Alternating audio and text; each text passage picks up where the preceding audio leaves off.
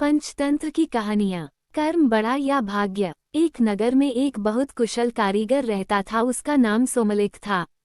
सोमलिक दूसरे कारीगरों की तुलना में बहुत मेहनत करता था। उसके द्वारा बनाए गए कपड़े दूसरे कारीगरों से बहुत अच्छे होते थे, किंतु उसे काम के मुताबिक पैसा नहीं मिलता था। उसे लगने लगा कि इस नगर में उसके कार्य के अनुरूप पैसा नहीं मिल पा रहा है। उसे किसी दूसरे नगर चले जाना चाहिए। उसे कुछ लोगों ने समझाया कि धन मिलना न मिलना तो भाग्य पर निर्भर है। अगर उसके भाग्य में धन नहीं है तो वो कहीं भी चला जाए उसे धन नहीं मिल सकता। इसलिए उसे इसी नगर में रहकर कार्य करना चाहिए। सोमलिक को लगता था बिना परिश्रम के धन प्राप्त नहीं किया जा सकता। भाग्य की बातें तो वे लोग करते हैं जो मेहनत नहीं करना चाहते। भाग्य भी उसी का साथ देता है जो परिश्रम करता है। ऐसा सोचकर सोमलिक एक बड़े नगर चला गया और वहां बहुत मेहनत से कार्य करने लगा। मेहनत के अनुसार पैसा भी मिलने लगा। सोमलिक ने 2 वर्ष मेहनत करके 500 स्वर्ण मुद्राएं कमाई और उन्हें लेकर खुशी खुशी अपने घर जाने लगा। जाते जाते रास्ते में उसे रात हो गई और वह रास्ते में ही एक बड़े से पेड़ पर सो गया। सपने में सोमलिक ने 2 पुरुषों को देखा। उनमें से एक दूसरे से कहता है, सोमलिक के भाग्य में अधिक धन नहीं है, फिर तुमने उसे 500 स्वर्ण मुद्राएं क्यों दी? दूसरा बोला, परिश्रमी को उसके परिश्रम का फल मिलना चाहिए, इसलिए मैंने उसकी मेहनत के अनुरूप पैसा दिया है। उसके भाग्य का अंतिम निर्णय तुम्हारे हाथ में है। सोमलिक घबरा कर उठ गया और अपनी पोटली टटोलने लगा। उसने देखा उसकी पोटली खाली है।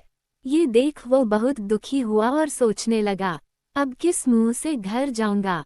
वो फिर से उसी नगर में लौट आया और इस बार और अधिक परिश्रम करके 1 साल में ही 500 स्वर्ण मुद्राएं अर्जित कर ली और उन्हें लेकर फिर घर के लिए निकल पड़ा। इस बार भी फिर उसी वृक्ष के नीचे उसे रात हो गई, किंतु इस बार वह नहीं रुका और आगे निकल गया।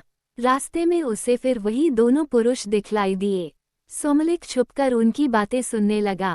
पहला बोला, तुम्हें पता है सोमलिक के भाग्य में अधिक धन नहीं है। इस बार फिर से तुमने उसे 500 स्वर्ण मुद्राएं दे दी हैं। दूसरा बोला, मैं तो परिश्रमी को उसके परिश्रम का फल देता हूँ। अंतिम निर्णय तो तुम्हारा ही रहता है, तुम्हें जैसा लगे वैसा करो। सोमलिक ने डरकर अपनी पोटली को टटोली। पोटली में कुछ नहीं था। सोमलिक को बहुत दुख हुआ। उसे लगा उसका जीवन व्यर्थ है। इस तरह मेहनत करने से कोई फायदा नहीं है और वह आत्महत्या करने के लिए ऊंची पहाड़ी से कूदने लगता है। तभी एक दिव्य पुरुष प्रकट हुआ और सोमलिक से बोला, ठहरो सोमलिक, तुम्हारे भाग्य में धन नहीं है, इसलिए तुम्हारे धन को मैं चुरा लेता था। आत्महत्या करना पाप है, इसलिए आत्महत्या का ख्याल अपने मन से निकाल दो। सोमलिक बोला, हे दिव्य पुरुष, अब मैं किस मुंह से अपने घर जाऊं? मुझे इस तरह खाली हाथ आया देखकर मेरे परिवार वाले क्या कहेंगे? दिव्य पुरुष ने सोमलिक से कोई एक वरदान मांगने के लिए कहा। सोमलिक बोला, मुझे वरदान में बहुत अधिक धन चाहिए। दिव्य पुरुष ने कहा, सोमलिक तुम्हारे भाग्य में धन का भोग नहीं है। भोग रहित धन का क्या उपयोग? सोमलिक को तो धन ही चाहिए था। वह बोला, हे दिव्य पुरुष, इस संसार में जिसके पास धन है उसे सभी पूछते हैं, और जिसके पास धन नहीं उसके पास ज्ञान और कला होने पर भी कोई नहीं पूछता। धनवान व्यक्ति अयोग्य होने पर भी संसार में यश और मान सम्मान पाता है, इसलिए मुझे तो बहुत सारा धन चाहिए। दिव्य पुरुष ने कहा, तुम नगर वापस लौट जाओ, वहां तुम्हें गुप्तधन और उपयुक्त धन नाम के 2 व्यक्ति मिलेंगे। गुप्त धन के पास भोगरहित धन है और उपयुक्त धन के पास उपयोग में आने वाला धन है। तुम कुछ समय इन दोनों के साथ रहो, फिर मुझे बतलाना तुम्हें किसके जैसा धन चाहिए। सोमलिक वापस नगर आ गया और गुप्त धन का पता करते करते उसके घर पहुंच गया।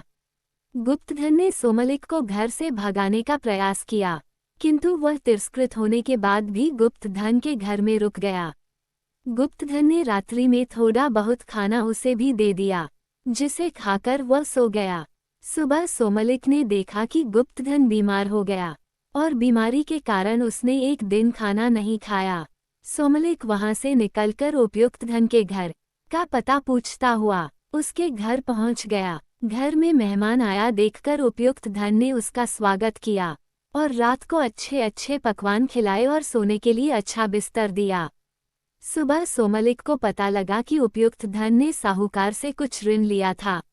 उसी ऋण के पैसे से वह लोगों का भला करता है। जिस समय सोमलिक जा रहा था तभी राजा के दूत आए और उपयुक्त धन को उसके अच्छे कार्यों और समाज सेवा के लिए इनाम और पैसा दे गए, जिससे उसने साहूकार का ऋण उतार दिया। ये देखकर सोमलिक को समझ आ गया, संचय रहित उपयुक्त धन ही अच्छा है, ये गुप्त धन की तरह कंजूस नहीं है। सोमलिक ने दिव्य पुरुष से उपयुक्त धन जैसा बनने का वर मांग लिया। शिक्षा, कर्म बड़ा या भाग्य। इस कहानी से हमें शिक्षा मिलती है कि वही धन श्रेष्ठ है जिसका उपयोग अच्छे कार्यों में हो।